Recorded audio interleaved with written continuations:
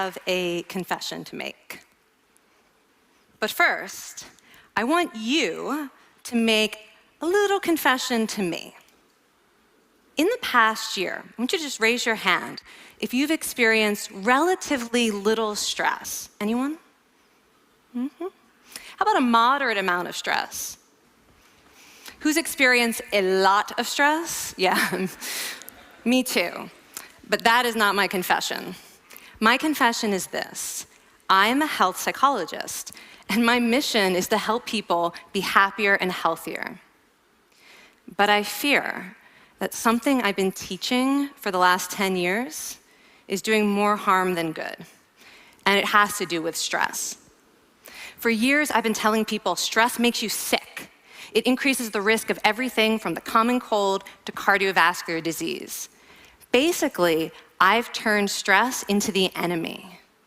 But I've changed my mind about stress, and today, I want to change yours. Let me start with the study that made me rethink my whole approach to stress. This study tracked 30,000 adults in the United States for 8 years, and they started by asking people, how much stress have you experienced in the last year?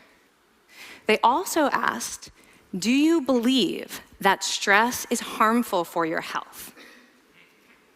And then they used public death records to find out who died. Okay. Some bad news first. People who experienced a lot of stress in the previous year had a 43% increased risk of dying. But that was only true for the people who also believed that stress is harmful for your health. People who experienced a lot of stress but did not view stress as harmful were no more likely to die. In fact, they had the lowest risk of dying of anyone in the study, including people who had relatively little stress.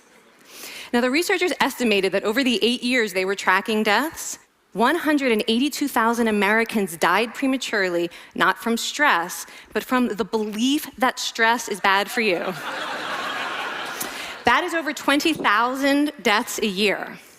Now, if that estimate is correct, that would make believing stress is bad for you the 15th largest cause of death in the United States last year, killing more people than skin cancer, HIV, AIDS, and homicide. You can see why this study freaked me out. Here I've been spending so much energy telling people stress is bad for your health. So this study got me wondering, can changing how you think about stress make you healthier? And here the science says yes. When you change your mind about stress, you can change your body's response to stress. Now, to explain how this works, I want you all to pretend that you are participants in a study designed to stress you out. It's called the social stress test. You come into the laboratory, and you're told you have to give a 5-minute impromptu speech on your personal weaknesses to a panel of expert evaluators sitting right in front of you. And to make sure you feel the pressure, there are bright lights and a camera in your face, kind of like this. And the evaluators have been trained to give you discouraging nonverbal feedback, like this.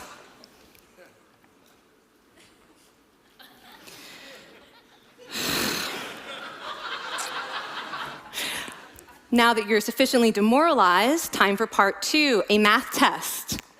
And unbeknownst to you, the experimenter has been trained to harass you during it. Now, we're gonna all do this together. It's gonna be fun, for me. Okay. I want you all to count backwards from 996 in increments of 7. You're gonna do this out loud as fast as you can, starting with 996. Go. Go faster. Faster, please. You're going too slow. Stop, stop, stop, stop.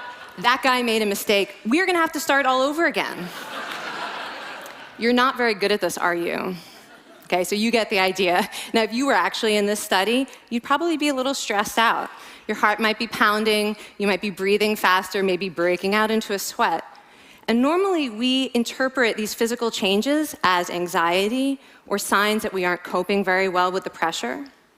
But what if you viewed them instead as signs that your body was energized, was preparing you to meet this challenge? Now, that is exactly what participants were told in a study conducted at Harvard University.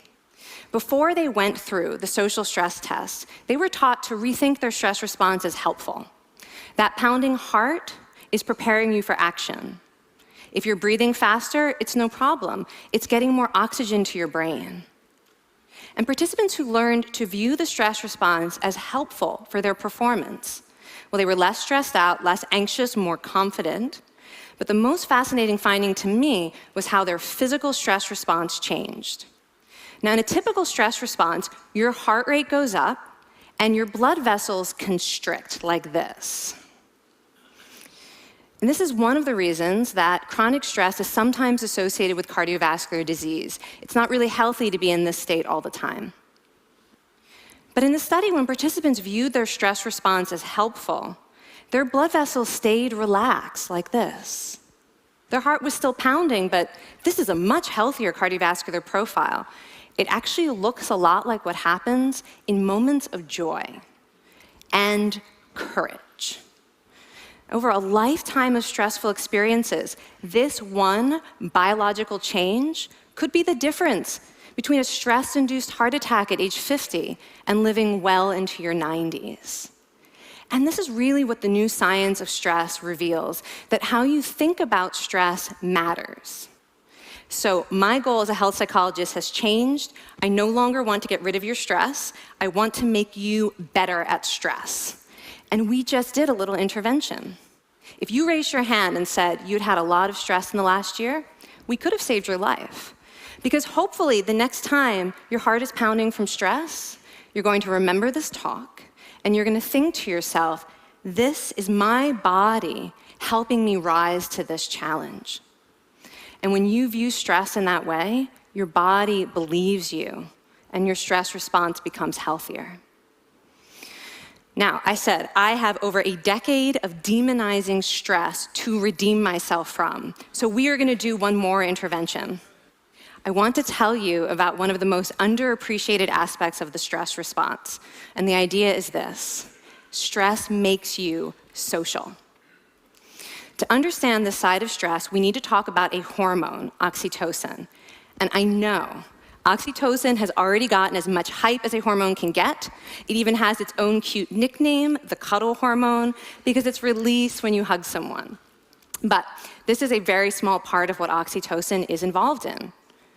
Oxytocin is a neurohormone. It fine-tunes your brain's social instincts.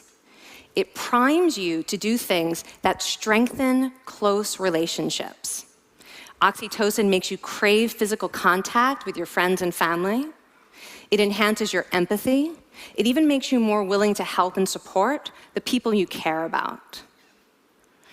Some people have even suggested we should snort oxytocin to become more compassionate and caring.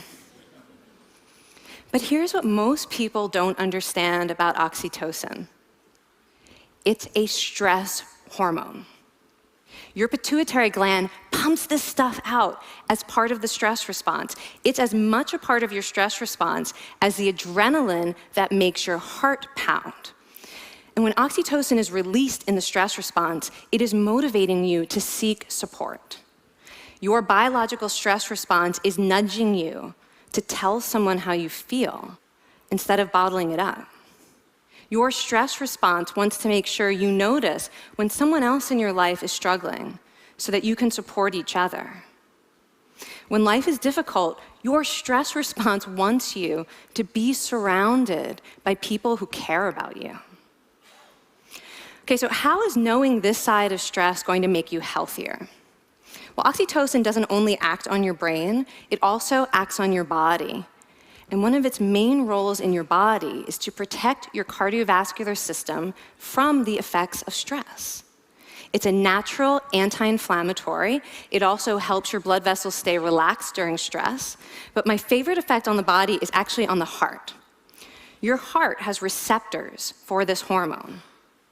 And oxytocin helps heart cells regenerate and heal from any stress-induced damage. This stress hormone strengthens your heart. And the cool thing is that all of these physical benefits of oxytocin are enhanced by social contact and social support. So when you reach out to others under stress, either to seek support or to help someone else, you release more of this hormone, your stress response becomes healthier, and you actually recover faster from stress. I find this amazing that your stress response has a built-in mechanism for stress resilience. And that mechanism is human connection. I want to finish by telling you about one more study. And listen up, because this study could also save a life. This study tracked about 1,000 adults in the United States, and they ranged in age from 34 to 93. And they started the study by asking, how much stress have you experienced in the last year? They also asked, how much time have you spent helping out friends, neighbors, people in your community? And then they used public records for the next 5 years to find out who died.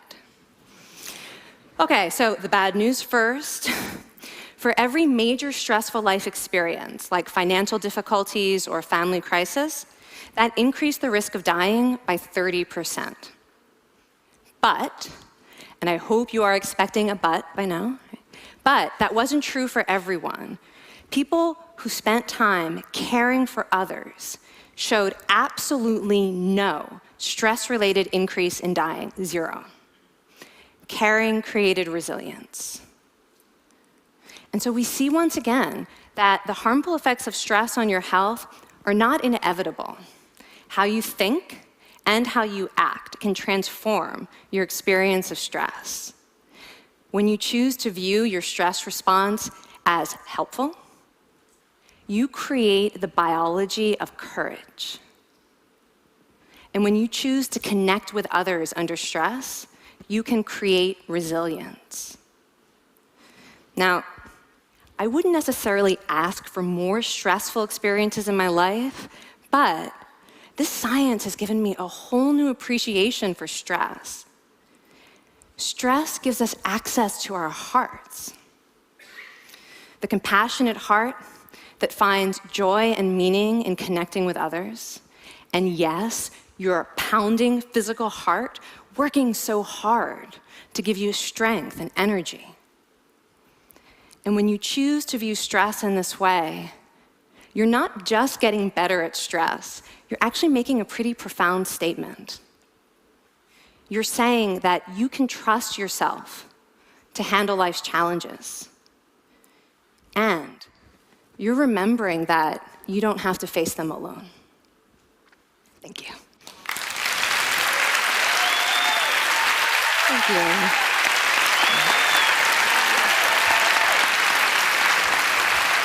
I mean, this is kind of amazing what you're telling us. It seems amazing to me that a belief about stress can make so much difference to someone's life expectancy.